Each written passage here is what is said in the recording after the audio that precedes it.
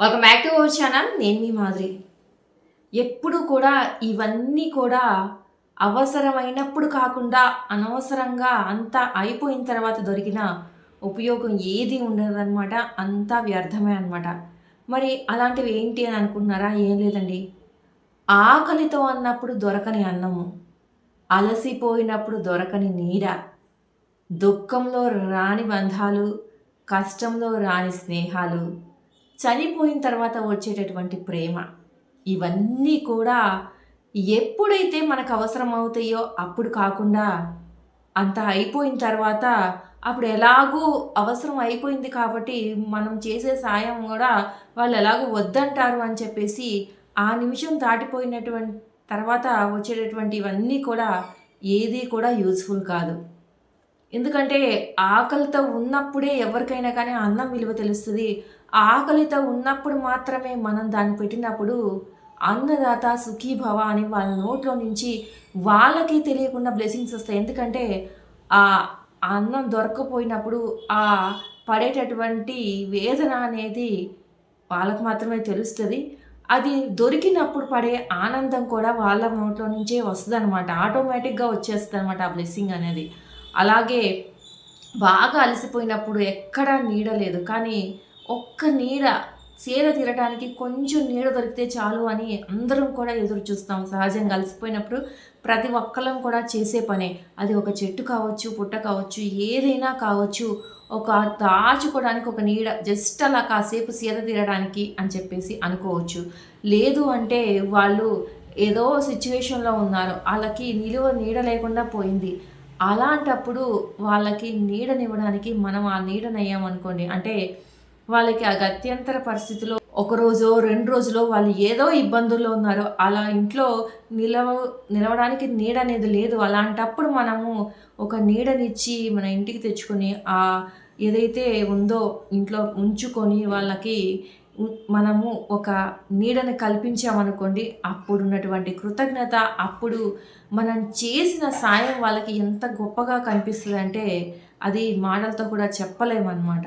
అప్పుడు వాళ్ళు జీవితకాలం ఈ విషయాన్ని గుర్తుపెట్టుకుంటారు. జీవితకాలము ఎవరు కనిపించినా అంటే అలాంటి సిట్యుయేషన్ గుర్తొచ్చినప్పుడల్లే 10 మందికి చెప్పుకుంటారు.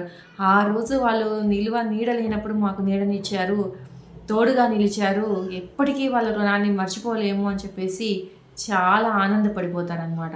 అలాగే దుఃఖంలో ఉన్నటువంటి రాని బంధాలు.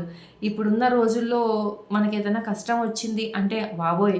వాళ్ళు కష్టాల్లో ఉన్నారు. వాళ్ళకొక ఫోన్ చేయకూడదు. వాళ్ళ ఇంటి వైపు కూడా తొంగి చూడకూడదు. ఎందుకంటే, ఆ కష్టం తీర్చండి అని చెప్పేసి మనల్ని అడుగుతారేమో అన్నటువంటి మనుషులనమాట. అలాగే కష్టంలో ఎవరు కూడా స్నేహాలు కూడా పనికి రావట్లేదండి ఇప్పుడున్న రోజుల్లో కూడా. ఏదైనా దుఃఖం గానీ, కష్టం గానీ ఏదొచ్చినా కానీ దుఃఖం అంటేనేమో ఎవరైనా వాళ్ళ ఇంట్లో వాళ్ళు పోవడము, సంథింగ్ ఏదైనా వాళ్ళ హార్ట్ బ్రేక్ అయినప్పుడు దుఃఖం వస్తదనమాట. అలాంటి సిట్యుయేషన్‌లో ఉన్నప్పుడు కూడా ఓదార్చటానికి కూడా రావన్నమాట బంధాలు. ఇంకా 4 పుల్లవిరుపు మాటలు. ఏదో జరిగుంటదిలే, బయటికి రానివ్వట్లే, అదిలే, ఇదిలే అని రకరకాలుగా ఒక విషయాన్ని బట్టి వాళ్ళు రకరకాలుగా మాట్లాడుతూ ఉంటారు.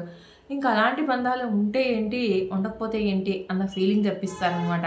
కష్టంలో ఉన్నప్పుడు స్నేహాలు కూడా, అరే! ఇప్పుడు వీడికి కాల్ చేస్తే ఇన్ని డబ్బులేయో, కష్టాల్లో ఉన్నాయి డబ్బులేయమంటాడు. మనం కాల్ చేయకూడదు అలా. అలాంటి స్నేహాలు కూడా ఉన్నాయన్నమాట. మరి ఇవన్నీ కూడా ఉన్నాయి ఒక మనిషికి అని ఏంటి లాభం చెప్పండి? అవసరానికి ఉపయోగపడనప్పుడు ఉండి ఏం లాభం? ఇక చివరికి ప్రేమ నాకు వాళ్ళ మీద ప్రేముంది, ఇంత ప్రేముంది, అంత ప్రేముంది అని చెప్పేసి అంటారు. కానీ ఆ ప్రేమలు ఎప్పుడు పడతాయి? బయట మనిషి ఉన్నప్పుడు కాదు. మనిషి పోయినాకొచ్చి అంత ప్రేమించాను నిన్ను అని చెప్పేసి పేరెంట్స్‌తో పిల్లలు చెప్తా ఉంటారు. అలా రకరకాలు ఇక ఎవరైనా పార్ట్నర్ పోయినప్పుడు మరొక అతను వచ్చేసి, ఆమె వచ్చేసో ఇలా ఎందుకు జరిగింది అని చెప్పేసి అంటూ ఉంటారు. ఎవరైనా ఆవేశంలో ఇలా వాళ్ళ సూసైడ్ చేసుకున్నా గానీ, ఇంత పని చేస్తావు అనుకోలేదు అని చెప్పేసి వాళ్ళు పోయిన తర్వాత వచ్చి ఏడుస్తూ ఉంటారు. పేరెంట్స్‌ని వదిలి ఎళ్ళిన వాళ్ళు కూడా పేరెంట్స్ విలువ తెలుసుకోకుండా వాళ్ళు పోయిన తర్వాత వచ్చి వాళ్ళకి ఇంత ప్రేముంది నాన్న మీరెందుకు పోయారు? ఇంత ప్రేముంది అమ్మాయి. ఇప్పుడు తెలుసుకుంటున్నాను, అప్పుడు తెలుసుకోలేకపోయాను. ఇలాంటి మాటలు చెప్తూ ఉంటారు. ఎందుకు అంత ఉన్నప్పుడు ఒక్క రోజన్నా 4 రోజులన్నా ప్రశాంతంగా ఉండనిచ్చారా? ఉండనివ్వలేదు. ఇప్పుడు మాత్రం కళ్ళబొల్లి ప్రేమ కనిపిస్తూ ఉంటాయన్నమాట. మరి ఇవన్నీ నిజాలని నమ్మాలా మనం? అబద్ధాలు అనుకోవాలా అని అనిపిస్తుంది. ఎందుకంటే ఎవరికైనా కానీ వాళ్ళకి అవసరం అన్నప్పుడు మనం చేసే సాయం కానీ, మనం చేసే మాట సాయం కానీ, మనం చేసే డబ్బు సాయం కానీ, మనం చేసే అన్న సాయం కానీ, ఏ సాయం అన్నా జీవితకాలం గుర్తుంటది. నువ్వు మాట అడ్డం వేసేది జీవితకాలం అది కూడా గుర్తుంటది. చేయలేకపోయావు అని చెప్పేసి.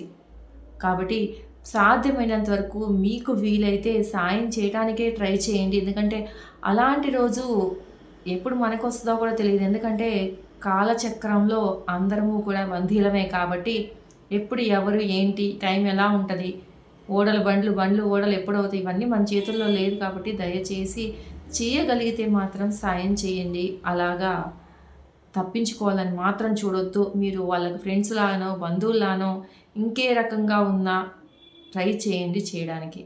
ఇదండి ఈరోజు వీడియో. వీడియో కనుక నచ్చితే లైక్ చేయడం మర్చిపోవద్దు. మరిన్ని ఇలాంటి వీడియోస్ కోసం వెంటనే ఛానల్ సబ్స్క్రైబ్ చేసుకొని పక్కన ఉన్న బెల్ ఐకాన్ ప్రెస్ చేయండి.